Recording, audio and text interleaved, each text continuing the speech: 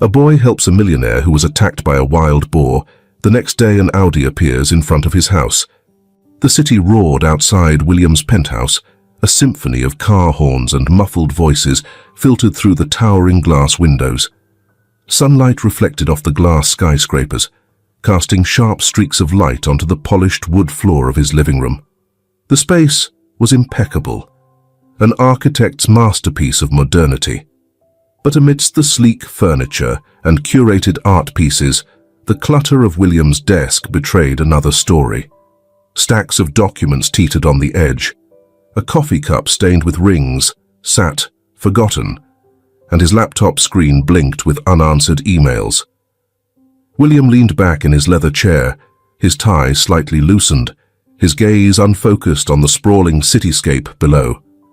The world stretched endlessly beyond him, yet in this moment, it felt stifling, claustrophobic. The phone on his desk buzzed again, its persistent vibration a reminder of the deals, meetings, and obligations waiting for him. He glanced at it, the name Martin lighting up the screen. A colleague, or more precisely, another link in the endless chain of demands. He didn't pick up. William ran a hand through his disheveled dark hair, sighing. His reflection stared back at him from the window. Sharp suit, weary eyes. Wealth had given him much. The view, the status, the enviable address. But these days it all felt hollow, like chasing shadows on a foggy day. A knock broke through his thoughts. "Mr. Everett?" It was Olivia, his assistant, standing at the doorway, clipboard in hand. She hesitated before continuing. "Your 2 p.m. meeting is confirmed, and the board expects you at the presentation tomorrow morning. Should I move anything to lighten your schedule today?" William's lips pressed into a thin line. "No, leave it."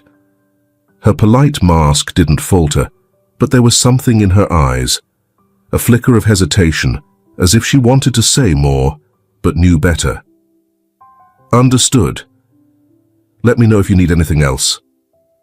As she left, William stared at the now closed door, her heels clicking faintly down the hallway. It wasn't her fault.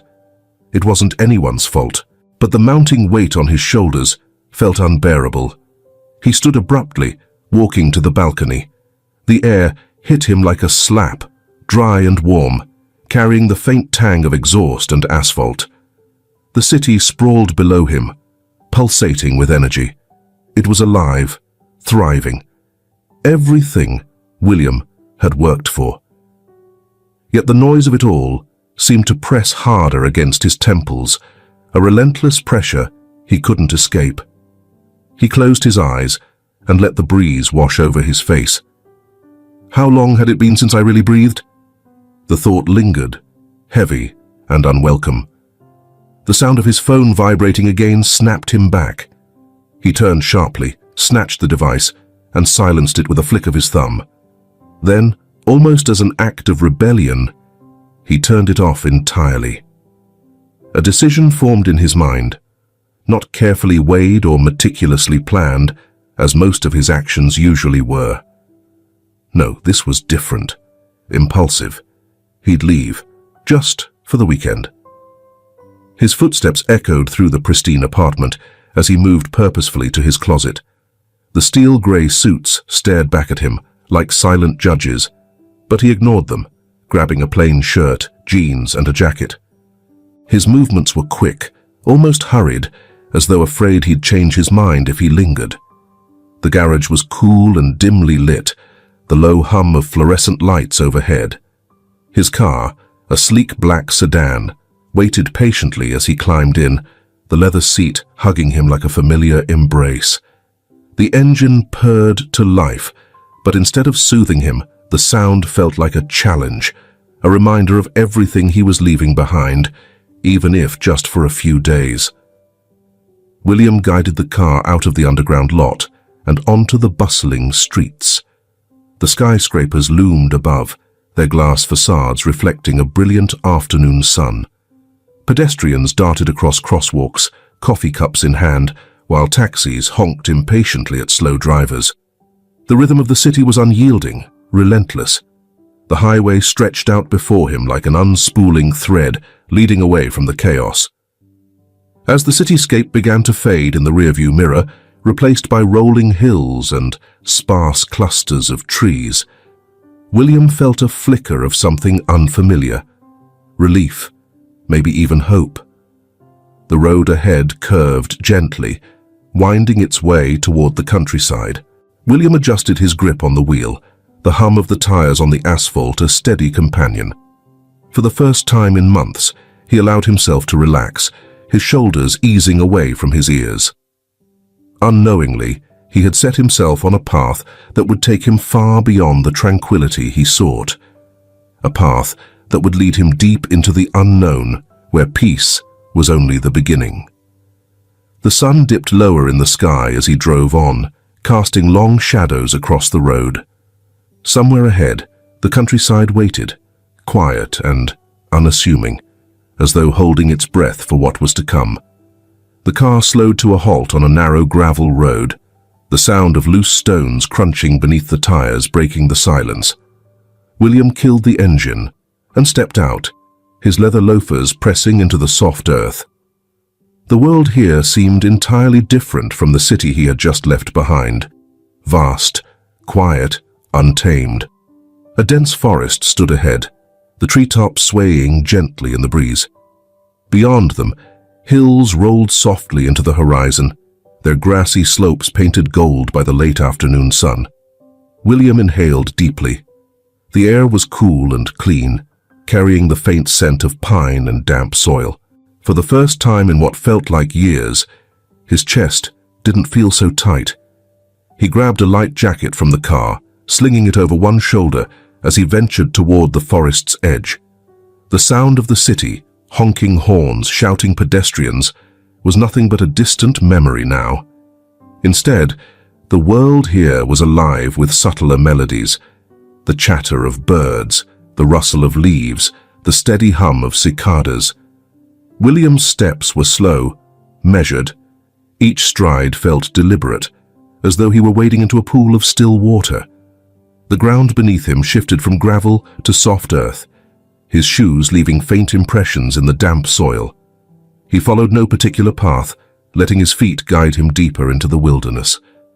The forest welcomed him with its quiet majesty. Shafts of sunlight pierced through the canopy, illuminating patches of moss-covered ground. Ferns curled lazily at the base of towering oaks, their fronds shimmering faintly in the light. The further he walked, the more he felt his mind ease, his shoulders relax. How long had it been since I did something like this? He wondered. There had always been another deal to close, another meeting to attend, another goal to chase. He stopped near a fallen log, running his fingers over its rough bark. The texture felt grounding, real. Birds flitted between the branches above, their feathers streaks of blue and yellow against the green. William smiled faintly, something deep within him stirring. Not joy exactly, but the beginning of something lighter, quieter. But the peace was fleeting. A faint shift in the air caught his attention. The breeze had died, and the forest, so alive moments ago, seemed to hold its breath. The chatter of birds stilled, leaving behind a silence that pressed against his ears. William glanced upward. The once clear sky had darkened, grey clouds rolling in like waves over the horizon. A single droplet of rain struck his cheek, cold and sharp, followed by another.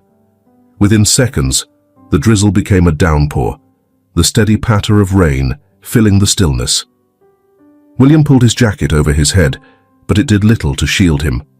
The rain was relentless, soaking through his clothes, making the earth slick and treacherous beneath his feet. He turned back the way he came, or at least he thought he did. The dense undergrowth looked unfamiliar now, each tree a mirror of the last. "Damn it," he muttered, wiping water from his face. His breaths quickened as the forest closed in around him. Pushing forward, he stumbled over a root, catching himself against a tree. His polished shoes slipped in the mud, and the cold seeped into his skin. A twinge of panic began to rise in his chest, but he forced it down. "Stay calm. It's just rain. You'll find the road." The sound came suddenly, shattering the rhythm of the rain. A low, guttural grunt, followed by the unmistakable rustling of undergrowth. William froze. His eyes darted toward the noise, searching the dense thicket for its source. Then he saw it. A wild boar, its massive frame emerging from the shadows. The creature's coarse, mud-streaked hide glistened in the rain, and its tusks curved menacingly upward. Small, dark eyes locked onto William, unblinking, calculating. William's heart thundered in his chest. He took a cautious step back, his hands raised instinctively. "Easy," he whispered, though the word felt absurd in the face of such raw power. The boar let out a sharp snort, pawing at the ground. The muscles in its shoulders rippled as it lowered its head. William didn't need to be a wildlife expert to understand what was coming next. He turned and ran. The forest blurred around him as he stumbled through the rain, branches clawing at his arms, his breath ragged. Behind him, the boar's heavy footfalls thundered, each step shaking the earth. Mud sprayed as William slipped again, landing hard on his side. Pain shot through his hip, but there was no time to dwell on it. He scrambled to his feet, his pulse a deafening roar in his ears. The sound of the boar grew louder, closer. William glanced over his shoulder, his eyes wide with terror. And then, in the chaos of rain and mud, he saw something else. A figure, small but steady, darting through the trees toward him. The figure emerged with startling speed, weaving through the rain-soaked trees like a thread pulled taut. William barely registered the movement before the boy came into full view, a wiry frame draped in a patched jacket, dark hair plastered to his forehead by the downpour. "Get down!" the boy yelled, his voice cutting through the chaos like a whip. William, frozen with fear and exhaustion, dropped to his knees as the boy darted past him, gripping a sturdy branch in both hands. The boar was almost upon them, its hooves churning up mud as it charged, tusks gleaming like dull blades in the dim light. The boy didn't falter. With a practiced swing, he struck the ground in front of the animal, sending up a spray of dirt and leaves. He shouted again, his voice fierce, guttural, an unexpected sound from someone so young. The boar hesitated, its momentum faltering. "Go on!" the boy barked, slamming the stick against a nearby tree. The sharp crack reverberated through the forest. For a moment, the boar seemed to consider its options, its beady eyes flicking between the boy and its fallen prey. Then, with a final snort of frustration, it turned and bolted into the undergrowth, its bulky form disappearing into the rain. William exhaled shakily, his limbs trembling as the adrenaline coursing through him began to fade. The boy, still gripping his makeshift weapon, turned and crouched beside him. "You okay?" the boy asked, his tone brisk but not unkind. William tried to speak, but his voice caught in his throat. He managed a nod, though he wasn't sure if it was true. His body ached, his clothes clung to him like a second skin, and his breathing was shallow. The boy didn't wait for a proper answer. He glanced at William's mud-streaked frame, his eyes narrowing as he noticed the awkward angle of William's leg. "You're hurt," he said, matter-of-factly, already moving to examine the injury. William flinched as the boy's small but steady hands prodded gently at his leg. "It's not broken," the boy muttered, almost to himself. "But you're not walking out of here like that." "Who?" William's voice was hoarse, barely audible above the rain. He cleared his throat. "Who are you?" "Dennis," the boy replied, not looking up. He pulled a length of cord from his pocket and began fashioning a crude brace with 2 sticks he'd pulled from the ground. "You shouldn't be out here. This forest isn't forgiving." "I noticed," William muttered weakly, wincing as Dennis secured the makeshift splint around his leg. Dennis didn't reply, his focus entirely on the task at hand. His movements were quick and deliberate, his expression calm despite the storm raging around them. He worked with the ease of someone who had done this many times before. When he finished, Dennis stood and wiped his hands on his jacket. "We need to get you out of the rain," he said, his voice firm. "Can you stand?" William hesitated, but reached for Dennis's outstretched hand. His attempt to rise ended in a sharp intake of breath as pain shot through his leg. Dennis caught him before he could fall, his grip surprisingly strong. "Thought so," Dennis said with a shake of his head. He crouched again, turning his back to William. "Climb on. I'll carry you." William blinked, momentarily stunned. "You're kidding," he said, though there was no humor in his tone. "Do I look like I'm kidding?" Dennis shot back, glancing over his shoulder. His face, though young, was set with determination. "We're wasting time." William hesitated, pride warring with practicality, but the rain was relentless, and his body was nearing its limit.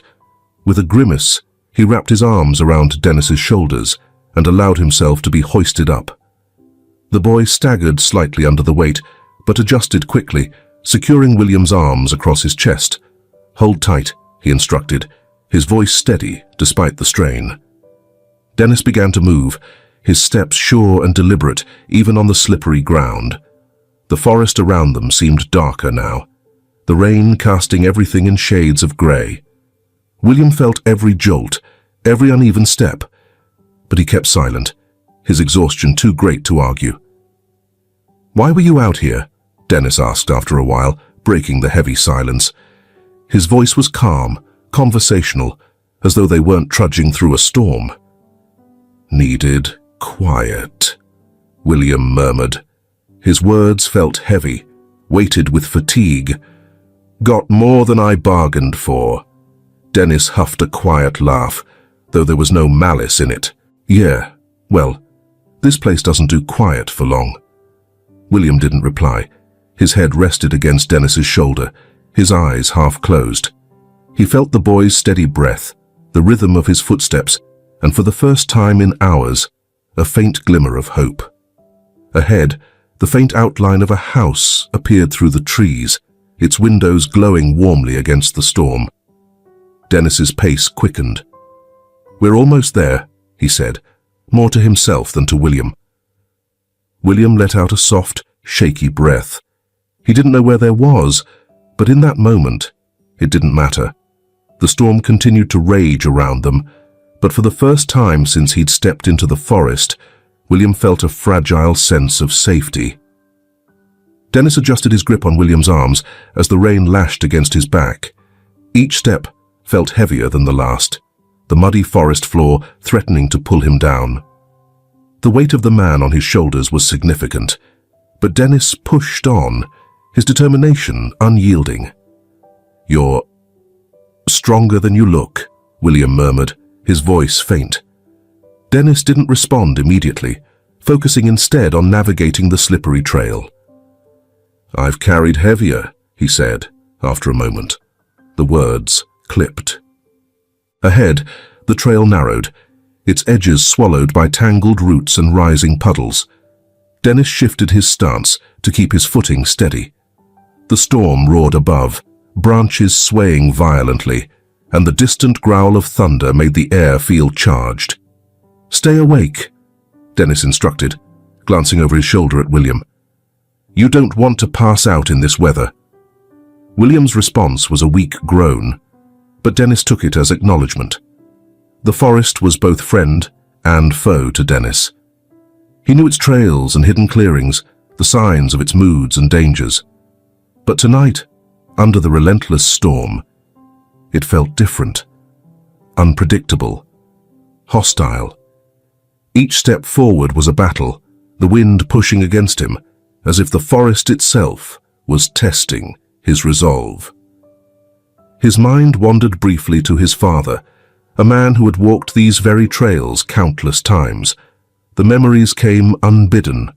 His father's steady hands showing him how to tie knots, the firm but patient voice explaining which plants were safe and which could kill. "The forest gives and takes, Dennis," his father had once said, "but it's always fair if you respect it." Dennis's grip tightened on William's arms. "I'm not letting him die here," he thought, squaring his shoulders. "Where are we going?" William's slurred question pulled Dennis back to the present. "Home," Dennis said simply. "Not far now." William tried to lift his head, but quickly let it fall back against Dennis's shoulder. "You live out here? In the middle of this?" Dennis huffed, a faint smile tugging at his lips despite the situation. "Not in the middle, no. Close enough, though." He shifted his footing as the path dipped sharply, the mud sucking at his boots. His legs burned with exertion, and his breath came in short bursts. But he didn't stop. Just a little farther, he told himself, though the weight pressing against his back seemed to grow heavier with each passing minute. The faint glow of the house grew brighter as they approached. Dennis could see the outline of the small wooden structure now, its roof low and slanted under the weight of the storm. Smoke curled faintly from the chimney, barely visible against the dark sky. "There it is," Dennis said, more to himself than to William. The boy quickened his pace, his feet slipping slightly as he reached the clearing. The house stood modestly, its windows flickering with warm light, a stark contrast to the cold chaos of the forest. As they drew closer, the door burst open, and a woman stepped out, a shawl clutched tightly around her shoulders. Her face was etched with worry, her eyes scanning the dark before landing on Dennis. "Dennis!" she called, her voice trembling. "What happened?" "Help me with him," Dennis said, his tone firm but strained. He didn't stop until he was at the porch, lowering William carefully onto the wooden steps. Brenda knelt beside them, her hands fluttering briefly before settling on William's face to check for a fever. "Who is this?" she asked, her gaze darting to Dennis. "He got lost in the forest," Dennis explained, wiping rain from his brow. "Hurt his leg. Boar almost got him." Brenda's expression darkened. "Inside, now." Together, they hauled William into the small house, laying him on a patched-up couch near the fireplace.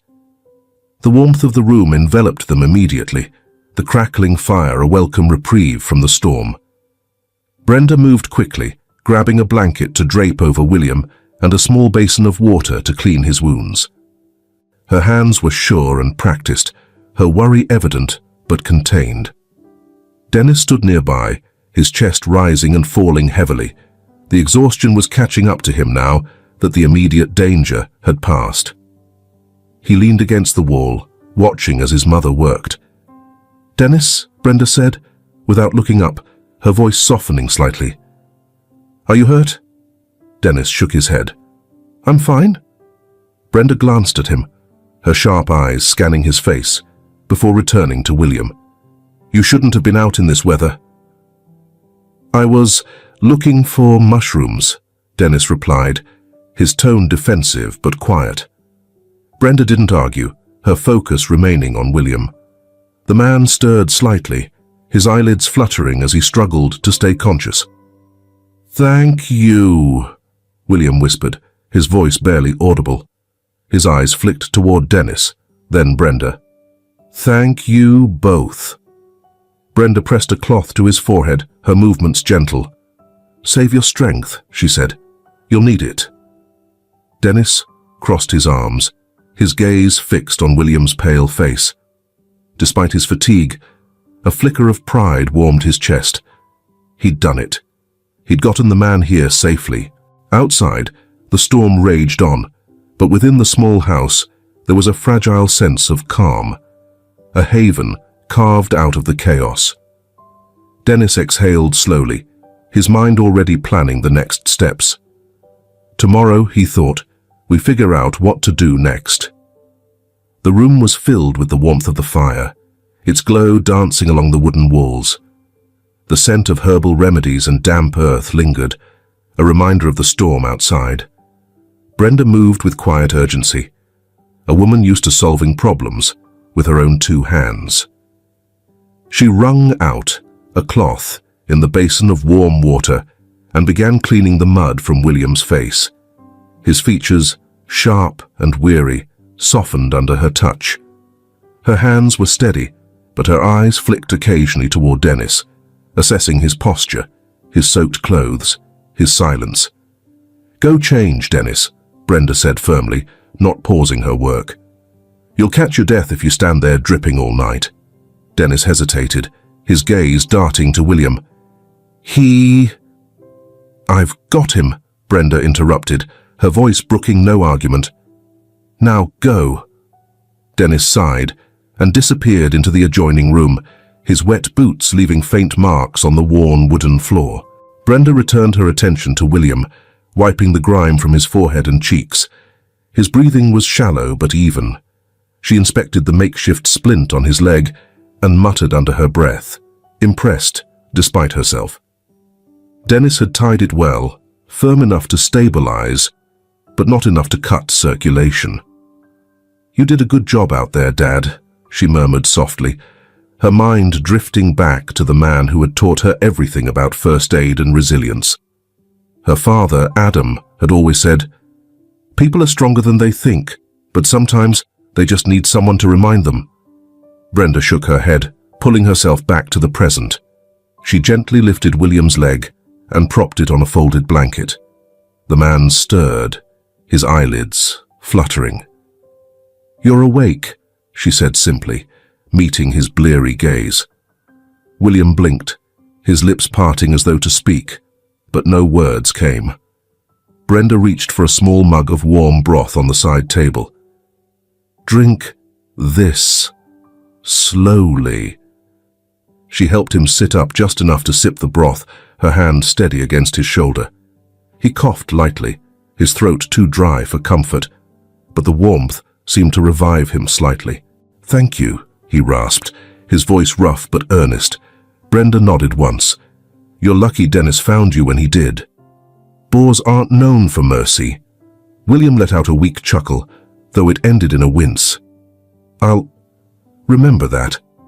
Brenda's expression softened, though her movements remained brisk as she tucked the blanket more securely around him. "You should rest," she said.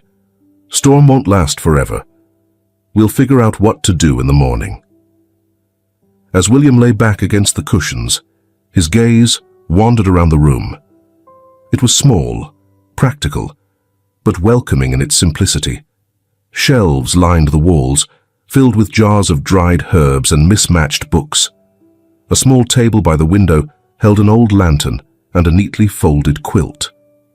"You live here," he said, his voice still faint. Brenda glanced at him briefly before folding the now dirty cloth. "Yes. Why?" "It's peaceful," William murmured, his words slow, almost hesitant. "Different from what I'm used to." Her hands stilled for a moment, and she regarded him with a curious expression. "What is it you're used to?" William exhaled slowly, his head turning toward the window. Outside, the rain still fell in steady sheets, the storm's fury beginning to wane. "Noise," he said finally. "Phones ringing. People talking over each other. Deadlines. Chaos." He laughed softly, bitterly. "The kind of life you think you want until you're drowning in it." Brenda didn't respond immediately. She finished folding the cloth and placed it neatly by the basin. "Peace isn't something you find," she said after a moment. "It's something you choose to keep." William looked at her, his brow furrowed. "You sound like my father." Brenda smiled faintly, though the gesture didn't quite reach her eyes. "My dad was the same way. Always knew the right thing to say, whether you wanted to hear it or not." She stepped to the shelf and grabbed a jar of ointment, her fingers brushing over the neatly labeled jars as she worked. "He taught me Everything I know, she continued, her voice quieter now.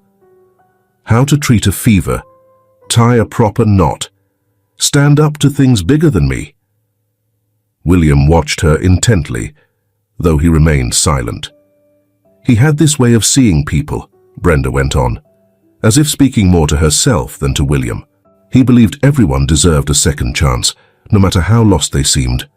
She paused, placing the jar on the table. He would have liked you, I think. William blinked, caught off guard by the sudden shift. Me? Brenda met his gaze, her eyes calm but piercing. You've got that look, she said simply, like someone who's searching for something. William opened his mouth to respond, but the words caught in his throat. Searching. The word settled heavily in his chest, as though it had been waiting to be acknowledged. Before he could say more, Brenda stood and reached for the lantern. Why were you in the forest, Mr. William, he interjected. William Everett. She nodded once, acknowledging the name. So, Mr. Everett, what were you doing out there? William hesitated, the firelight casting flickering shadows on his face. He glanced toward the window, the storm's reflection shimmering faintly in the glass. Trying to find quiet, he said finally, his voice low. Brenda raised an eyebrow, but said nothing, waiting. William sighed, his head sinking back into the cushions. Guess I didn't do such a great job at it.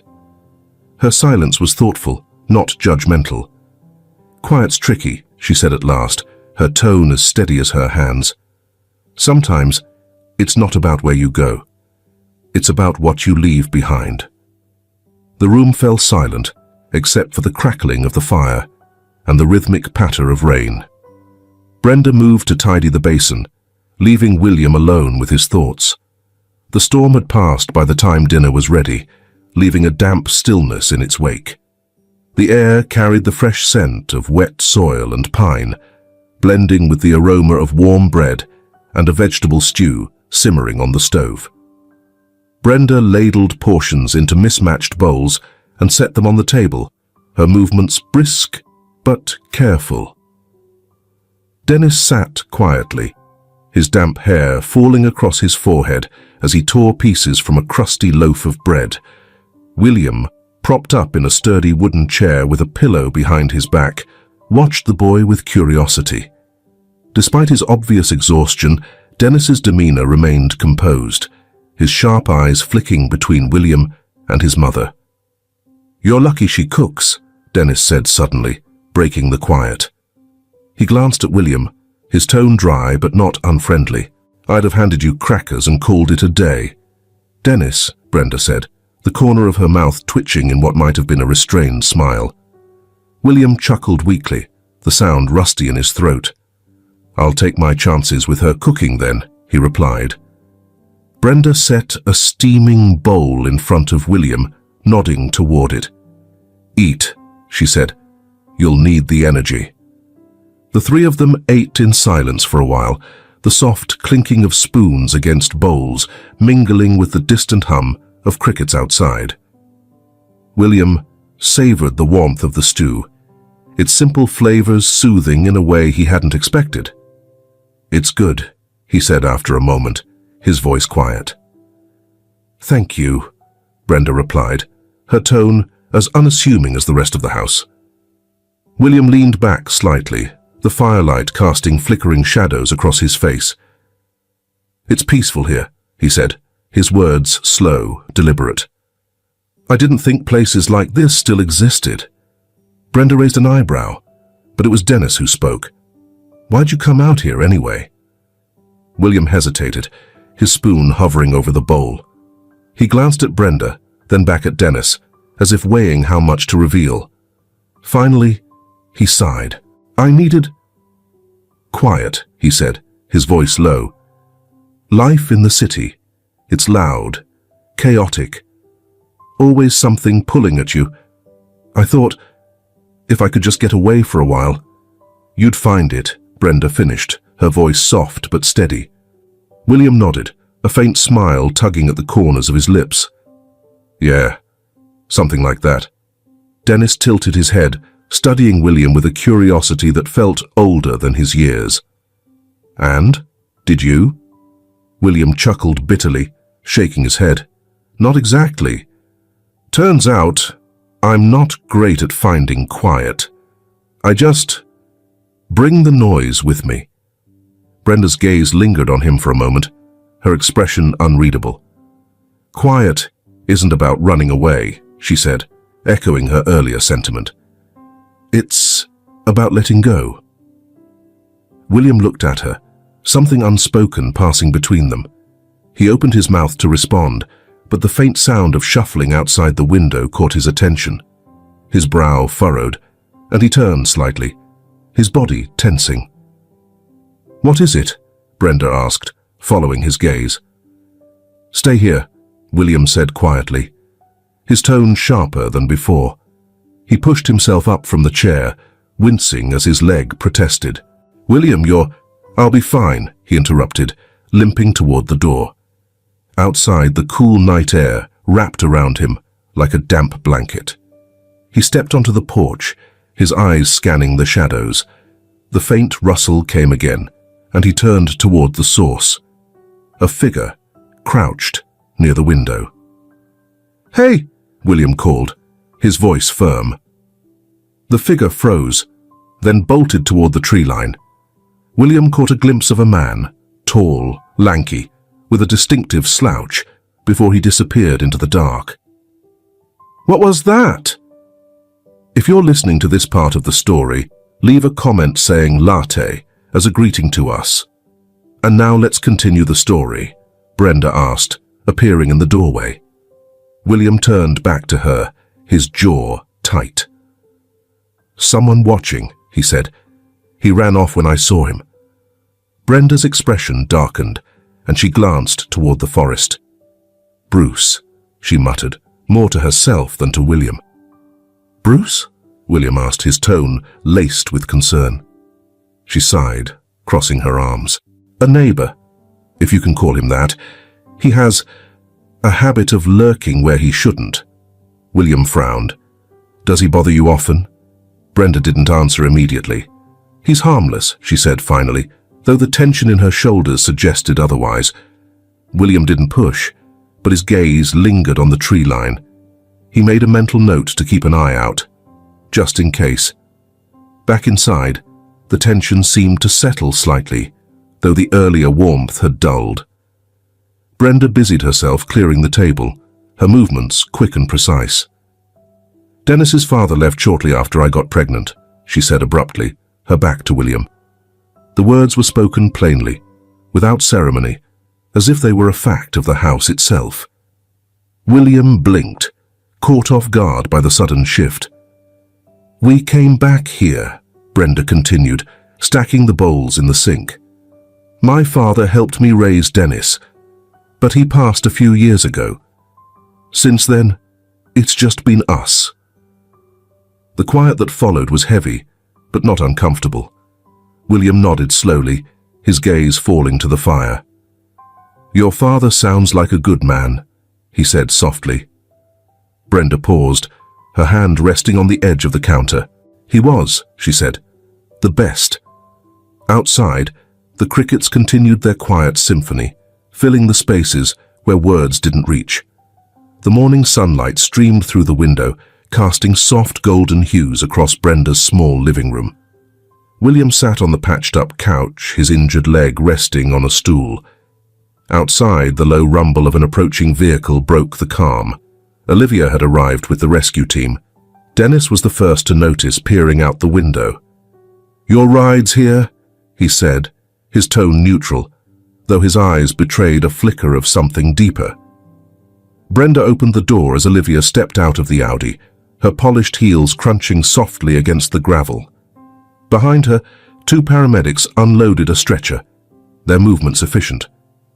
Olivia's gaze swept the modest home, her professional mask briefly faltering at the sight of William in such an unfamiliar setting. Mr. Everett, Olivia called, relief evident in her voice. We were worried about you. William nodded, standing slowly with Dennis's help. The boy's grip was steady, but William could feel the quiet reluctance in the way he lingered, holding on just a moment longer than necessary. At the door, William turned to Brenda and Dennis. He pulled a checkbook from his jacket and scribbled a figure before extending it toward Brenda. "For everything you've done," he said. "Please." Brenda glanced at the check, her lips tightening. "We don't need your money, Mr. Everett," she said firmly. "Just take care of yourself." Dennis gave a small nod of agreement, his expression unreadable. William hesitated, then folded the check and slipped it back into his pocket. He looked at them both, searching for words, but none seemed enough. "Thank you," he said finally, his voice heavy with sincerity. As the paramedics helped him into the vehicle, William caught Dennis's gaze one last time. The boy raised a hand in a brief quiet farewell. The Audi pulled away, leaving behind a trail of dust and the lingering sense of something unfinished. William sat in his penthouse apartment, staring at the skyline through the floor-to-ceiling windows. The view was breathtaking. Sprawling city lights flickered like distant stars, the hum of life pulsing below. But tonight, it felt cold, sterile. The leather chair he lounged in, perfectly contoured to his frame, provided no comfort. His desk was organized with surgical precision, the absence of clutter only amplifying the emptiness he felt. A week ago, this space had been his haven, a fortress built on success. Now, it seemed like a gilded cage. He sipped his scotch, the burn doing little to dull his thoughts. His mind kept wandering to that small house on the edge of the forest, to Brenda's calm voice, to the determined look in Dennis's eyes. He hadn't been able to shake it since he'd returned, hadn't been able to focus on the spreadsheets and emails demanding his attention. Olivia's voice cut through the stillness, soft yet efficient as always. She stood near the door, a tablet in hand. "Mr. Everett, I've compiled the information you requested." William turned, gesturing for her to sit. She approached cautiously, her sharp eyes scanning his face. He knew she could see it. The distraction, the weariness. She was too professional to comment, but he could feel her curiosity. "Go on," he said, leaning forward slightly. Olivia tapped her tablet, bringing up a file. "The woman, Brenda Shaw, lives in the house you described, along with her son, Dennis. Records indicate she's lived there for over a decade. No significant debts, no criminal record." William nodded slowly. "And her family?" Olivia hesitated for a moment, as though weighing her next words. "Her father, Adam Shaw, passed away about 5 years ago. He was well known in the local community, a carpenter, but also active in charity work. It seems he was instrumental in helping new residents settle in the area." William felt a sharp pang in his chest. He hadn't heard the name in years, but the memories came flooding back with startling clarity. Adam. Memories flooded back, vivid despite the years. Adam had been the foreman at a small warehouse when William had first arrived in Texas as a struggling entrepreneur. The man had given William his first break, offering not just advice, but quiet, unspoken acts of kindness. A meal when William couldn't afford one, a place to sleep when money ran out. "I owe that man everything," William muttered under his breath, his voice thick with emotion. "Sir?" Olivia prompted, her brow furrowed. William shook his head, waving a hand dismissively. "Nothing. Go on." Olivia continued, her voice measured. "Brenda returned to live with Adam shortly after her son was born. From what I've gathered, she's been raising Dennis alone since her father's passing. They've managed, but their income seems limited to odd jobs and a small garden they maintain." William leaned back in his chair, the weight of her words settling over him. Adam had helped him build his life, and now Adam's daughter was struggling to maintain hers. It didn't sit right. Olivia cleared her throat gently. "Will there be anything else, sir?" William's gaze shifted to her, his expression sharper now, more focused. "No, that's all for now." She nodded and left the room quietly, the soft click of the door closing behind her. William turned back to the window, gripping the tumbler in his hand. The city lights blurred as his thoughts raced. Adam's kindness had been a turning point in his life, one he had never truly repaid. And now, his daughter and grandson were living on the edge of survival, quietly enduring hardships they didn't deserve. He set the glass down with a decisive clink, his jaw tightening. He wouldn't let it stand. His mind turned to Brenda's stoic resilience, to Dennis's unyielding determination. They hadn't asked for anything. They hadn't even seemed to want his gratitude, but that didn't mean they didn't need help. William stood, his movements brisk as he crossed the room to his desk. He flipped open his laptop, pulling up documents and contacts he hadn't touched in years.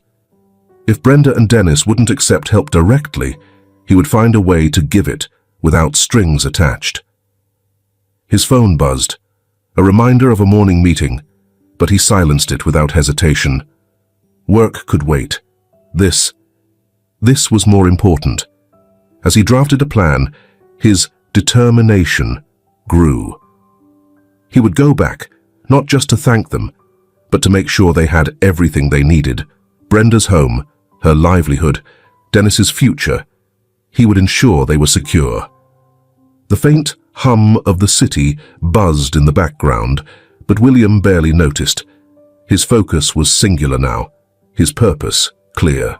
The drive back to Brenda and Dennis's house was quiet, the hum of the engine the only sound accompanying William's thoughts. His car rolled over the uneven dirt road, the trees thinning as the modest home came into view. This time, the weather was bright and sunlight spilled over the clearing, casting soft shadows under the pines. William stepped out, his gaze settling on the house. It looked the same, small, functional, with an air of resilience that matched its occupants. The trunk of his car popped open with a soft click, revealing neatly packed boxes. He exhaled slowly, reminding himself to tread carefully. Dennis was the first to notice him. The boy emerged from the side of the house, a trowel in one hand and dirt smudged across his cheek. His expression shifted from surprise to cautious curiosity. "You're back," Dennis said, his tone neutral, but tinged with something faintly resembling relief. "I told you I'd visit," William replied with a faint smile. "Is your mum around?" Dennis nodded, jerking his thumb toward the open door. "Inside." William lifted one of the boxes from the trunk, balancing it carefully as he walked toward the house. Dennis hesitated before following, his sharp eyes darting to the package. Inside, Brenda was bent over a table, chopping vegetables with precise, efficient movements. She looked up as they entered, her expression unreadable. "Mr. Everett," she said, straightening. "I wasn't expecting you so soon." "William," he corrected gently, setting the box down on the table. "I thought I'd drop by to thank you properly. Again." Brenda's gaze flicked to the box, then back to William. "You didn't need to." "I know," William said, his voice steady. "But I wanted to." She hesitated, her hand still resting on the knife. "What's in the box?" "Just a few things," William said casually, opening it to reveal an assortment of items, a bag of coffee beans, books, and tools. His movements were deliberate, careful not to overwhelm. Brenda frowned slightly, her gaze softening as she took in the thoughtful selection. "This is..." She trailed off, her tone uncertain. "It's nothing extravagant," William said quickly. "Just a little something to make things easier." Dennis leaned over to peer into the box, his curiosity breaking through his guarded demeanor. "Tools?" he asked, his voice lifting slightly. "I figured they might come in handy," William said, glancing at him with a small smile. Brenda's expression remained cautious, but the tension in her shoulders eased slightly. "Thank you," she said after a moment, her voice quieter now. As they unpacked the box together, the atmosphere softened. Brenda's initial wariness gave way to gratitude, though she still held herself with the quiet dignity William had come to admire. When they were done, William leaned back against the counter, his hands resting on the edge. "I wanted to ask you something," he said carefully. Brenda looked at him, her brow furrowing slightly. "It's about your father," William continued, his tone gentle. "Adam Shaw." Brenda froze for a moment, her knife hovering over a carrot. Then, slowly, she set it down and turned to face him fully. "You knew my father?" William nodded, his expression solemn. "I did. Years ago. When I first moved to Texas, I was struggling. He helped me in ways I can't even begin to explain." He paused, searching for the right words. "I wouldn't be where I am today if it weren't for him. He gave me a chance when no one else would." Brenda's eyes softened, and she folded her arms across her chest, leaning slightly against the counter. "That sounds like him," she said quietly. Dennis glanced between them, his curiosity evident but unspoken. "He never talked much about himself," William continued, "but I could tell he was someone who carried a lot on his shoulders, someone who gave more than he ever took." Brenda smiled faintly, a flicker of pride in her expression. "He was. He taught me everything I know about hard work, about kindness, and he loved Dennis more than anything." Dennis shifted slightly, his gaze falling to the floor. "I want to repay some of what he gave me," William said, his voice steady but laced with emotion. "I know I can't ever truly repay him, but I want to help you, both of you." Brenda straightened, her guarded demeanor returning. "We don't need charity, William," she said firmly. "It's not charity," William replied, holding her gaze. "It's gratitude. And it's what your father would have done for me, if the situation were reversed." Brenda hesitated, her hands gripping the counter behind her. "I'm not asking to change your life," William said, "just to make sure Dennis has every opportunity he deserves. I'd like to help with his education, schools, resources, whatever he needs." Dennis's head snapped up, his eyes wide with surprise. Brenda's jaw tightened, and she looked away, her internal conflict written across her face. "You don't have to decide now," William said gently. "Just think about it." The room fell into a heavy silence, broken only by the distant chirping of birds outside. Brenda finally nodded, though her expression remained guarded. "I'll think about it," she said quietly. William exhaled, relief flooding through him. "That's all I ask." Outside, the sun dipped lower in the sky, casting long shadows across the clearing. Despite the uncertainty that lingered, something unspoken passed between them, a connection that felt as steady and enduring as the land beneath their feet. William's visits became a quiet rhythm in the weeks that followed. He no longer arrived with boxes of supplies, nor did he push his offer about Dennis's education.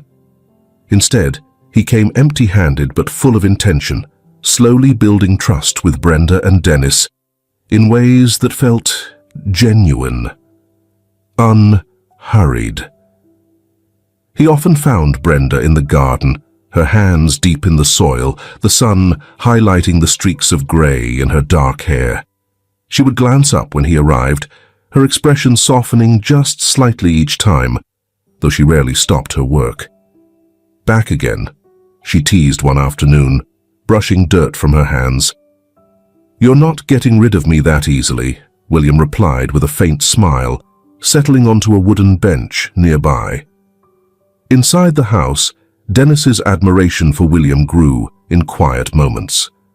The boy often lingered near William as he talked about his work in the city, or the opportunities he'd seen for people who had access to education and resources. Dennis's curiosity was unguarded now, his sharp mind soaking in everything William shared. "Do you really think I could go to a school like that?" Dennis asked one day, his tone hesitant, but filled with hope. William looked at him, his expression sincere. "I don't just think it, I know it. You're smart, Dennis.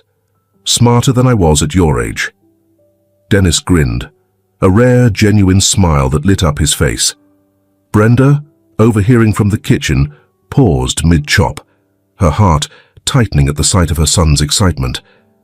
But with that excitement came Brenda's fears. She voiced them one evening as she and William sat on the porch, the horizon painted with the colors of dusk. Dennis had gone to bed, leaving the two adults alone with the quiet sounds of the countryside. "I don't want him to forget where he comes from," Brenda said suddenly, breaking a comfortable silence. William turned to her, his brow furrowed. "What do you mean?" She sighed, her hands clasped tightly in her lap. "You're offering him the world, William, and I'm grateful, truly. But I've seen what happens to people who leave places like this. They lose their roots, their values. I don't want Dennis to grow up thinking he's too good for the life we've built here." William nodded slowly, his gaze thoughtful. "Brenda, I understand. I've seen it too. But I think you're underestimating Dennis. He's grounded because of you, because of the life you've given him. That won't change just because he learns more or sees more of the world." Her jaw tightened, her gaze fixed on the darkening sky. "And if it does?" she asked quietly. William hesitated, then said, "Then it'll be up to you and me to remind him, to guide him." Brenda's eyes flicked to him, searching his face for any sign of insincerity. She found none. "What you're offering," she began, her voice steadier now, "it's more than I ever thought possible for him. But I need to know that it comes without expectations, without strings." "It does," William said firmly. "I owe your father that much. And honestly, I owe Dennis too, for saving my life." The tension between them eased slightly, and Brenda leaned back in her chair, her shoulders relaxing. "I'll agree," she said finally, her tone measured. "But on one condition." William raised an eyebrow, waiting. "Dennis has to remember that whatever he learns, whatever he becomes, it's his responsibility to give back, to help others the way you're helping him now." William's expression softened, and he nodded. "That's a condition I can live with." Brenda's lips twitched in the faintest hint of a smile, and for the first time since William had made his offer, she looked at him with something close to trust. Inside, Dennis stirred in his bed, unaware of the future being shaped for him just outside. The night deepened, the stars scattering across the sky like quiet witnesses to the moment. And for the first time in a long time, William felt like he was exactly where he needed to be. The city skyline unfolded in the distance, glittering against the pale blue of early morning. Dennis sat in the passenger seat of William's car, his hands fidgeting with the strap of his backpack. The boy's wide eyes took in the towering buildings, the endless streets, and the sheer energy of the city, so different from the quiet, familiar rhythms of home. William glanced at him briefly, a reassuring smile tugging at the corners of his mouth. "You nervous?" Dennis shrugged, though his tightened grip on the strap betrayed him. "A little," he admitted. "That's normal," William said, his tone easy. "First days are always the hardest, but you'll get through it." The prestigious school loomed ahead, its sprawling campus surrounded by iron gates and manicured lawns. Dennis stared at it, his awe laced with apprehension. As they pulled to a stop, William turned to him. "Just remember, you belong here, Dennis. Don't let anyone make you think otherwise." Dennis nodded, swallowing hard. "Thanks," he said softly before stepping out of the car. The first week was a whirlwind of new faces, unfamiliar routines, and moments that left Dennis questioning everything. The other students wore their confidence like armor, their easy laughter and polished manners, making him feel like an outsider. But then there were the small victories. A math problem solved correctly in class, a kind comment from a teacher the day he worked up the courage to join a conversation during lunch. Each success chipped away at his doubts, though the adjustment was far from smooth. William remained a steady presence. Every evening he called to check in, his voice calm and encouraging. When Dennis confessed his struggles with fitting in, William listened without judgment. "I felt the same way when I first started in the city," William shared one evening, his tone reflective. "Everyone seemed like they had it all figured out and I was just lost. But you'll find your place, Dennis. Trust me." Brenda visited for the first time a month later. She stepped onto the campus, her practical shoes clicking softly against the polished floors of the school's main hall. The walls were lined with student achievements, photos of smiling teenagers holding awards and certificates. Dennis greeted her with a grin, his excitement barely contained. "Mom, you've got to see the science lab," he said, grabbing her hand and pulling her toward his favorite part of the school. Brenda let herself be led, her expression a mix of pride and something quieter, more hesitant. She watched as Dennis pointed out the equipment, his enthusiasm spilling over in rapid explanations of his latest project. "He's doing well," William said softly, appearing beside her. Brenda nodded, her gaze fixed on Dennis. "He's happy," she said, her voice tinged with both relief and uncertainty. "But it's strange, seeing him like this, like he's already growing away from me." William's expression grew serious. "He's not growing away, Brenda. He's growing up. And everything he's doing, it's because of the foundation you gave him." Brenda turned to him, her eyes softening. "I hope you're right." Dennis's growth was evident, not just in his confidence, but in the way he began to see the world. One evening, as he and William sat on the balcony of William's apartment overlooking the city, Dennis spoke up, his voice thoughtful. "You know," he began, his gaze distant, "I used to think people like me didn't belong in places like this. Like it was meant for someone else." William looked at him, waiting. "But now," Dennis continued, his tone stronger, "I think it's not about belonging. It's about making space for others, for people who feel like I did." William smiled, his pride evident. "That's a good way to look at it." Dennis turned to him, his expression earnest. "One day I want to go back, to help the people in our town, like you're helping me now." William nodded, his chest tightening with emotion. "I think you'd make your mum and your grandfather very proud." Dennis smiled faintly, his gaze returning to the glittering lights of the city. "I hope so." Brenda's visits continued sporadically, and each time she noticed subtle changes in her son. His posture was straighter, his words more confident, yet his kindness remained unchanged. One evening, as she prepared to leave after a weekend visit, Dennis hugged her tightly. "Thanks for letting me come here, Mum," he said quietly. Brenda held him for a moment longer than usual, her voice soft but firm. "Just don't forget where you came from, Dennis." "I won't," he promised. As she stepped into William's car for the ride back to her house, Brenda glanced at William.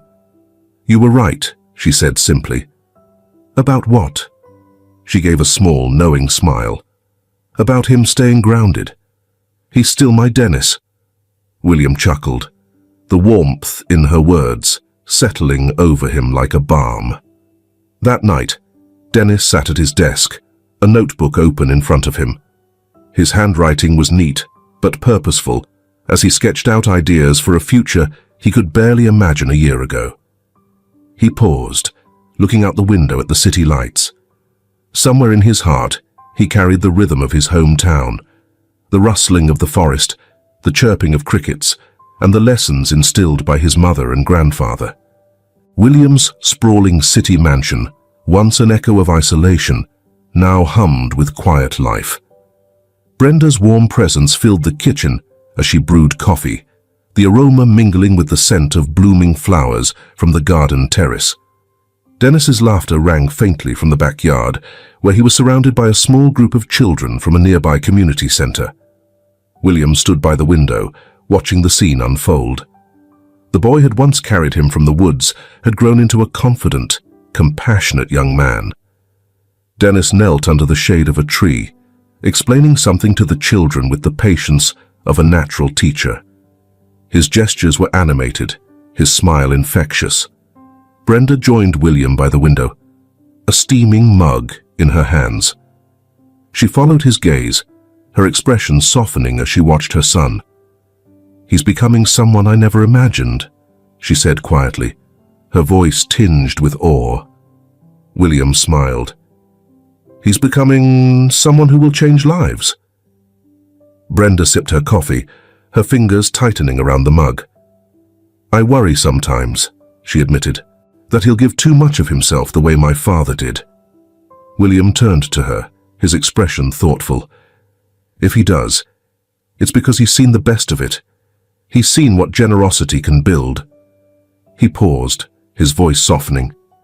"Your father gave me a chance when I had nothing. You gave me back a sense of purpose. And now Dennis, he's carrying that forward." Brenda looked at William, her eyes shimmering. "We've all given something, William. But you've given him the world." He shook his head, a gentle laugh escaping him.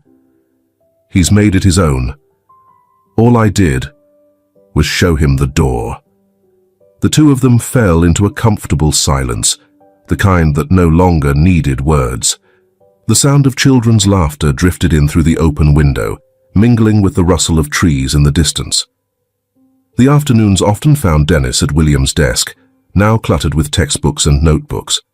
William took on the role of mentor, guiding Dennis not just in academics, but in the art of resilience and leadership. "Being smart isn't enough," William told him one evening as they worked through a problem set. "It's about using what you know to lift others up. That's where true success lies." Dennis nodded, his gaze steady. "Like you've done for me." William leaned back in his chair, his smile tinged with pride. "Like your mother and grandfather did for me," he corrected.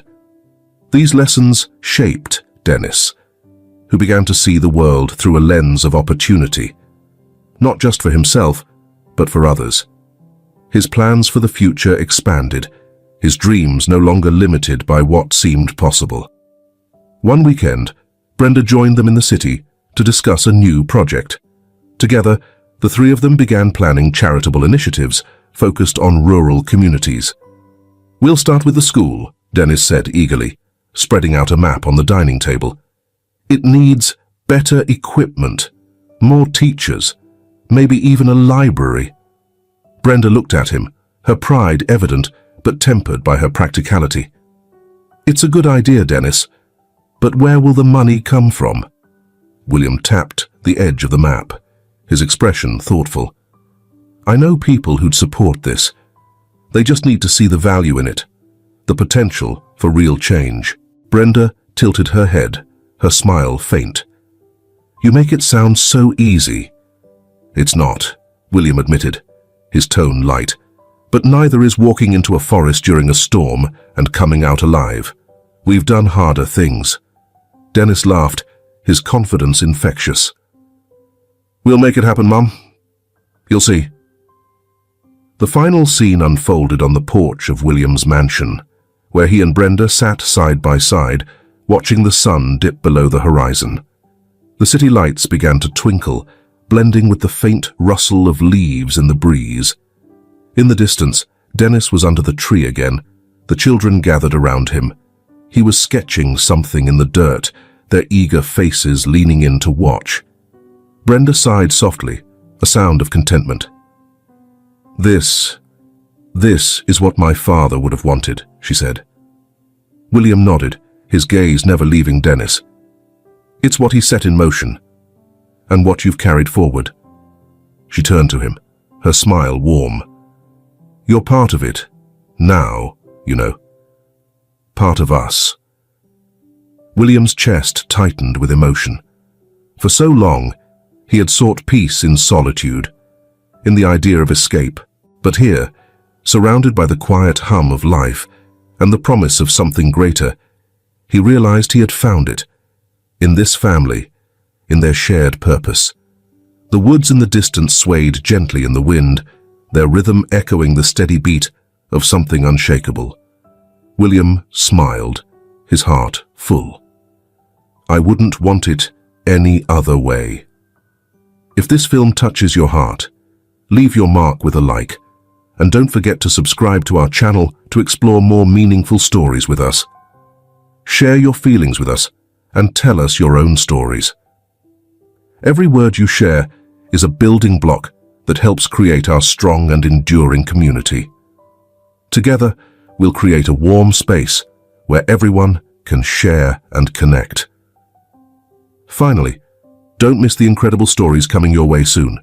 We're always here to bring you the best selections, full of deep values yet entertaining.